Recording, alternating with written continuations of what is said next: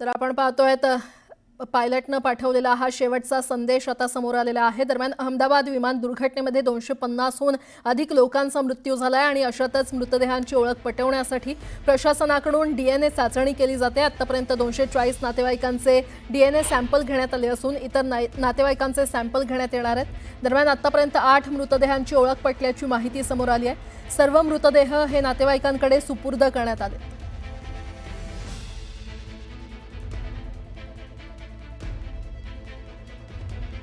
अहमदाबाद दुर्घटनेतील अपघात स्थळावरील मृतांचं शोधकार्य थांबवण्यात आले, त्यामुळे मलबा हटवण्याचं काम आता सुरू आहे। जिथे विमान दुर्घटना घडली ते गुजरात पोलिसांकडून परिसर प्रतिबंधित क्षेत्र म्हणून घोषित करण्यात आले।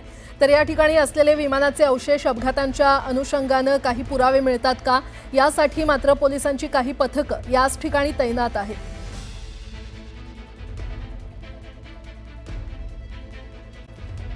आता काही राजकीय बातम्या पाहूयात। दोन्ही राष्ट्रवादी एकत्र येणार असल्याच्या चर्चांना पुन्हा एकदा उधाण आले। त्याचं घडलंय असं की आगामी निवडणुकीत भाजप वगळता शरद पवारांची राष्ट्रवादी इतर कोणत्याही पक्षासोबत युती करू शकते असं विश्वसनीय सूत्रांकडून सांगितलं जातंय। स्थानिक स्वराज्य निवडणुकांमध्ये महाविकास आघाडीतील घटक पक्ष एकत्र येण्यास फारसे उत्सुक नसल्याचं बोललं जातंय। त्या शरद पवारांच्या राष्ट्रवादी काँग्रेसमध्ये स्थानिक युती संदर्भातले सर्व अधिकार स्थानिक नेत्यांना देण्यात येणार आहेत। म्हणजे भाजप वगळता शरद पवारांची राष्ट्रवादी इतर कोणत्याही पक्षासोबत युती करू शकते।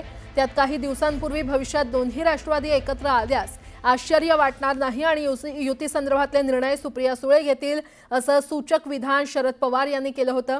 त्या सुप्रिया सुळेंनी दादांच्या राष्ट्रवादीसोबत युतीबाबत केलेल्या विधानामुळे पुन्हा एकदा ताई आणि दादा एकत्र येण्याच्या चर्चांना उधाण आले।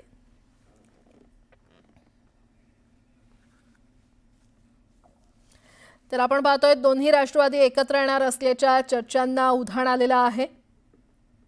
स्थानिक स्वराज्य निवडणुकांमध्ये महाविकास आघाडीतील घटक पक्ष एकत्र येण्यास फारसे उत्सुक नसल्याचं बोललं जातंय। त्यात शरद पवारांच्या राष्ट्रवादी काँग्रेसमध्ये स्थानिक युती संदर्भातले सर्व अधिकार स्थानिक नेत्यांना देण्यात येणार आहेत। म्हणजे भाजप वगळता शरद पवारांची राष्ट्रवादी इतर कोणत्याही पक्षासोबत युती करू शकते। त्यात काही दिवसांपूर्वी भविष्यात दोन्ही राष्ट्रवादी एकत्र आल्यास आश्चर्य वाटू नये किंवा वाटणार नाही आणि युती संदर्भातले निर्णय हे सुप्रिया सुळे घेतील असं सूचक विधान शरद पवार यांनी केलं होतं।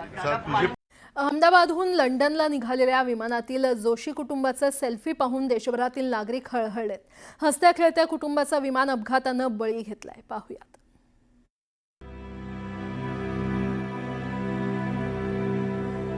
जोशी दाम्पत्य आणि त्यांची 3 मुलं लंडनच्या प्रवासासाठी निघालेली। प्रवास सुरू होण्याच्या काही काळ आधीच या कुटुंबानं हा हसरा सेल्फी काढला। टेक ऑफच्या आधी काढलेला हा सेल्फी त्यांनी शेअर सुद्धा केलेला। पण सेल्फी नंतर सुरू झालेला त्यांचा प्रवास मात्र पूर्ण होऊ शकला नाही। टेक ऑफ घेतल्यावर अवघ्या 30 सेकंदात विमान कोसळलं आणि एक हसतं खेळतं कुटुंब कायमचं संपलं। डॉक्टर कोमी व्यास, त्यांचे पती प्रतीक जोशी आणि त्यांची 3 मुलं नव्या उमेदीनं नव्या स्वप्नांसह लंडनच्या दिशेनं झेपावले। प्रतीक जोशी गेल्या 6 वर्षांपासून लंडनमध्ये सॉफ्टवेअर प्रोफेशनल म्हणून काम करत होते। तर डॉक्टर कोमी व्यास या बांसवाडामधील प्रसिद्ध डॉक्टर होत्या। उदयपूरच्या पॅसिफिक हॉस्पिटलमध्ये त्यांच्या कामामुळे त्या ओळखल्या जायच्या। आपल्या कुटुंबासोबत राहता यावं यासाठी व्यास यांनी 3 दिवसांपूर्वी नोकरी सोडली। प्रतीक जोशींना कुटुंबासोबत लंडनमध्ये स्थायिक होण्याची संधी मिळाली, पण नियतीला हे सुख बघवलं नाही। एका भीषण अपघातानं जोशी कुटुंबाची एकत्र राहण्याची इच्छा अपूर्णच राहिली। विमान अपघातानंतर जोशी कुटुंबाचा हा सेल्फी सोशल मीडियात व्हायरल झालाय। माध्यमांमध्ये सुद्धा हा सेल्फी दाखवला गेला। हा सेल्फी पाहून प्रत्येकाचे डोळे पाणावले। एका हसत्या खेळत्या आणि गोंडस कुटुंबाचा हा शेवट बघून सगळ्यांच्याच काळजाचं पाणी पाणी झालं। पुन्हा कधीच असा अपघात घडू नये आणि कोणतंही कुटुंब त्यात सापडू नये अशाच भावना आता व्यक्त होतात। Bureau report, news 18. मध्य प्रदेशच्या ग्वालेरमध्ये राहणाऱ्या आर्यन राजपूतचं डॉक्टर होण्याचं स्वप्न अपूर्णच राहिलंय. कारण अहमदाबादच्या विमान दुर्घटनेत आर्यनचा दुर्दैवी मृत्यू झालाय. आपलं MBBSचं शिक्षण पूर्ण करण्यासाठी तो अहमदाबादला गेला होता. विमान दुर्घटनेच्या वेळी आर्यन त्याच्या मित्रांसोबत मेडिकल कॉलेजच्या कॅन्टीनमध्ये जेवण करत होता. मात्र आर्यनच्या जाण्यामुळे कुटुंबावर शोककळा पसरली आहे. ग्वालेरमधील नागरिकांकडून दुःख व्यक्त करण्यात येत आहे. जब प्लेन क्रैश हुआ उसके आध पौन घंटे बाद ही सूचना मिल गई थी. उसके साथी ने बताया था कि आर्यन का प्लेन क्रैश में दुर्घटनाग्रस्त हो चुका है. उसको हमने ICU में भर्ती कर दिया है, आप लोग आ जाओ. यहाँ से मेरे परिवार से मेरा छोटा भाई गया है, चाचा जी गए हैं और आर्यन का बड़ा भाई गया है. अहमदाबाद विमान दुर्घटनेनंतर क्षणार्धात अनेक कुटुंब उद्ध्वस्त झालेत. इंदोरमधील हरप्रीत कौर आपल्या पतीचा वाढदिवस साजरा करण्यासाठी लंडनला जात होती.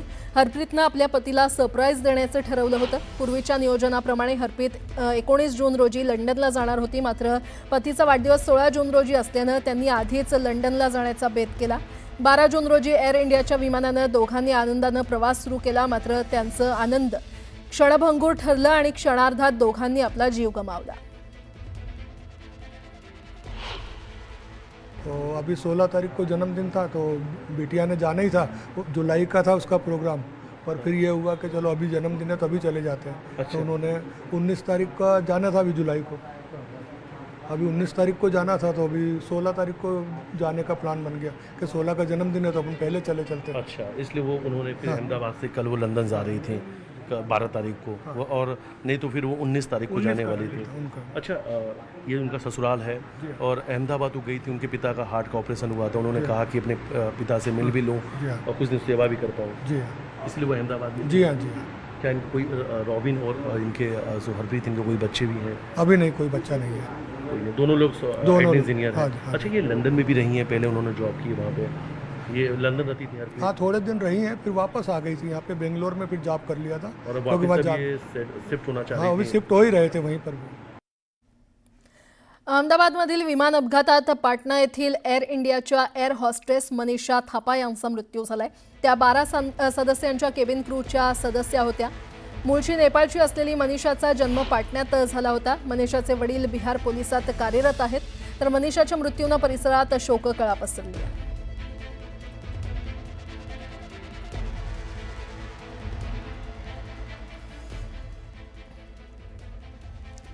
जे घडतं ते चांगल्यासाठीच घडतं असं आपल्याला नेहमी सांगितलं जातं. काल झालेल्या अहमदाबाद येथील एअर इंडियाच्या अपघातातून बचावलेली भूमी चौहान याचं मूर्तिमंत उदाहरण म्हणता येईल. लंडनला निघालेल्या भूमीला विमानतळावर पोहोचायला फक्त 10 मिनिटं उशीर झाला आणि या भयानक अपघातातून ती बचावली. एरवी नकोसं वाटणारं ट्रॅफिक भूमीसाठी मात्र वरदान ठरलं.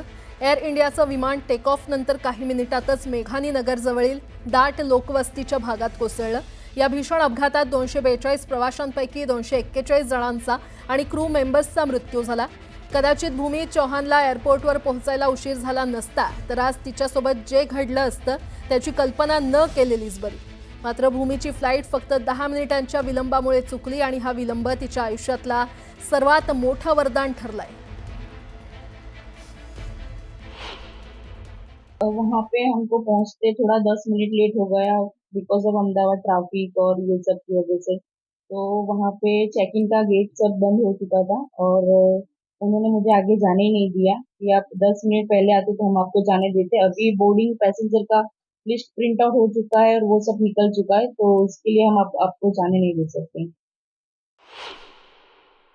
ऐसा सुन के तो फर्स्ट ऑफ ऑल तो मतलब ऐसी हालत ही नहीं थी कि मैं कुछ सोच सकूं. मुझे ऐसा ही फील हुआ कि मेरे माता जी और जो गणपति बापा हमारे भगवान है उनकी वजह से मैं तो बच गई, लेकिन ये जो भी इंसिडेंट हुआ है वो बहुत ही स्पीचलेस है. कितने लोग बोर्डिंग थे हम दो प्लेन में? एक ही वो था, लेकिन बच्चा मेरे पास छोड़ के गई थी. वो छोटा बच्चा छोड़ के गई थी. वो आज बच्चे की वजह से उसकी माँ बच गई है और इतनी माता जी की कृपा है कि वो सही सलामत है हमारे साथ. अहमदाबाद विमान दुर्घटनेसंदर्भात हिमानी चौधरी आणि त्यांच्या पतीनं अंगावर काटा आणणारी आपबीती सांगितली आहे. विमान दुर्घटनेच्या वेळी हिमानी घरात होत्या. तर त्यांचे पती दवाखान्यात होते. दुर्घटनेनंतर हिमानी आपल्या पतीसह घरातील साहित्य घरातून बाहेर काढतायत. या संदर्भात आमचे प्रतिनिधी अरुण सिंह यांनी त्यांच्यासोबत बातचीत केली आहे. जिस मेडिकल कॉलेज की छत से विमान टकराया उसके बाद हादसा हुआ, वहां से अब जितने भी डॉक्टर्स हैं वो पूरा हॉस्टल छोड़ के यहाँ से खाली करके जा रहे हैं, अपना सामान लेके जा रहे हैं. यहाँ पर देखिए तस्वीरों में मेरे साथ हिमानी है, जो यहाँ पर एक डॉक्टर हैं, उनकी वाइफ हैं और सारा सामान अपनी गृहस्थी लेके यहाँ जा रहे हैं. हिमानी बहन, ये तो पूरी गृहस्थी लेके जानी पड़ रही है आपको. गृहस्थी अभी तो बहुत कुछ बाकी है अंदर, टीवी, फ्रिज वगैरह, वॉशिंग मशीन तो जल गया है और बहुत सारा, क्योंकि हम सारी फैमिली रहते थे, मेरे सास ससुर बच्चा है, सब रहते थे. तो अभी तो बहुत सारा, ये तो बहुत कम है. हमने तो सिर्फ 2-4 कपड़े और डॉक्यूमेंट्स और वगैरह वही लिए. तो आपके हस्बैंड और आप पूरे परिवार के लोग रहते हैं. आपके हस्बैंड डॉक्टर हैं और करते क्या हैं, वो कहाँ उनकी ड्यूटी है? यूरोलॉजी डिपार्टमेंट में अभी सुपर स्पेशलिटी कर रहे हैं, 3rd ईयर में. अच्छा. तो कल जब यह हादसा हुआ था, जब आग लगी थी, विमान गिरा था, उस समय आपके हस्बैंड और आपका परिवार कहाँ था? मेरे हस्बैंड ड्यूटी पे थे 1200 बेड हॉस्पिटल में. हम सब घर पे ही थे. बस वो दोपहर का वक्त था, 1:30 अराउंड, और बस हम सब वो निपटा के काम सारा बस आराम करने की तैयारी कर रहे थे. ऐसे हमने सब पथारी वथारी कर ली थी. मेरे बच्चे सो गए थे. फिर क्या हुआ, क्या जरा बता दीजिए. अचानक ऐसे ब्लास्ट हो गया और हम सब घबरा गए. सीधा मैंने हस्बैंड को फ़ोन कर दिया. 100 नंबर पे 108 जो नंबर याद आया वो कॉल करते गए हम सबको कि भेज दीजिए कोई फायर ब्रिगेड. फिर आप यहाँ से आप भागी थी बच्चों के? हम नहीं भागे थे, हम वही रुके थे. मेरे हस्बैंड सीधे यहाँ से आए सीढ़ियों से और फटाफट हम सबको लेके गए. अहमदाबादमधील विमान अपघाताचं प्रकरण आता सर्वोच्च न्यायालयात पोहोचले. 2 डॉक्टरांनी सर्वोच्च न्यायालयामध्ये याचिका दाखल केली आहे. विमान दुर्घटनेतील पीडितांना योग्य मोबदला देण्यासंदर्भात केंद्र सरकारला आदेश देण्याची मागणी या याचिकेमध्ये करण्यात आलेली आहे. डॉक्टर सौरभ कुमार आणि डॉक्टर ध्रुव चौहान यांनी दाखल केलेल्या याचिकेत सर्वोच्च न्यायालयाला विनंती करण्यात आली आहे की केंद्र सरकारला सर्व मृतांच्या कुटुंबियांना तात्काळ 50 लाख रुपयांची अंतरिम भरपाई जाहीर करण्याचे आणि वितरित करण्याचे निर्देश देण्यात यावेत. बीजे मेडिकल कॉलेजच्या निवासी डॉक्टरांचाही यामध्ये समावेश करण्याची मागणी करण्यात आलेली आहे.